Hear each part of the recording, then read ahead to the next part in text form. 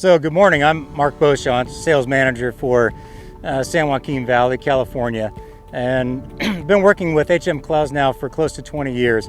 And while Harris Moran is known, or HM.CLAUSE is known for many things, we are known throughout the industry as a melon company. And melons are definitely a specialty for our company, and we do focus a lot on it. We're here in California, one of the premier melon growing regions of the world, and where we are a big player in this market.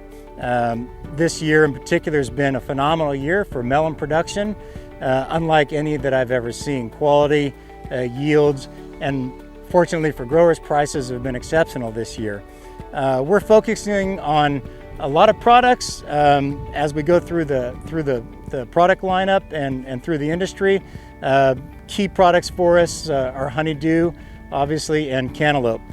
This year we're introducing several exciting new honeydew lines, addressing questions and concerns that our growers have had, and we are addressing those with new products as we see fit into the industry, as well as our LSL cantaloupes, bringing in new products that offer yield, quality, harvestability.